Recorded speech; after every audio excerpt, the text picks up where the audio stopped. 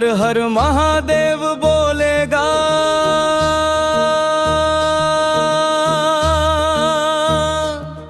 केदारनाथ बाबा के जय हो। आज मंदिर का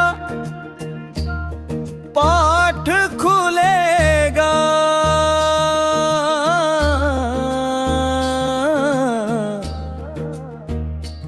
हर हर महादेव बोलेगा।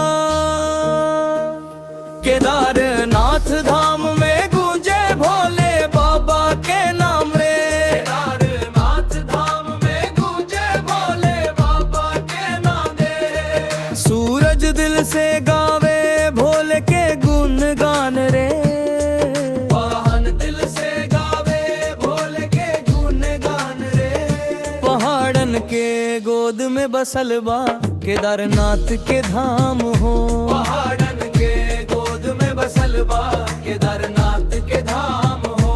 बर्फीली हवा में बसल बा भोले बाबा के नाम हो। बर्फीली हवा में बसल बा भोले बाबा के नाम हो। भक्तन के भीड़ लगला जमर भार में उजियार हो।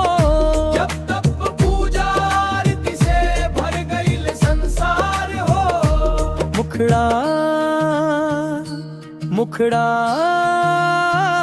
केदारनाथ धाम में गूंजे भोले बाबा के नाम रे। केदारनाथ धाम में गूंजे भोले बाबा के नाम रे। डमरू बाजे घंटी बाजे गूंजे जय जयकार हो। डमरू बाजे घंटी बाजे गूंजे जय जयकार हो। गंगा जल से अभिषेक हो के मिटे सब पापुर भार हो।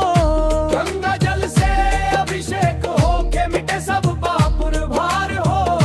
कांवड़िया लेके चले बड़े दिल में अटूट आस हो। एक झलक पा जाए बाबा के पूरा हो हर विश्वास हो। भोले के माया निराली बा सब पे कृपा बरसावे। सच्चे मन से जो भी पुकारे उसके संकट मिटावे। मुखड़ा मुखड़ा केदारनाथ धाम में गूंजे भोले बाबा के नाम रे। केदारनाथ धाम में गूंजे भोले बाबा के नाम रे। हर हर महादेव बोलेगा, हर हर महादेव बोलेगा। हर हर महादेव बोलेगा, हर हर महादेव बोलेगा। सूरज भोजपुरी गावे शिव के जयकार।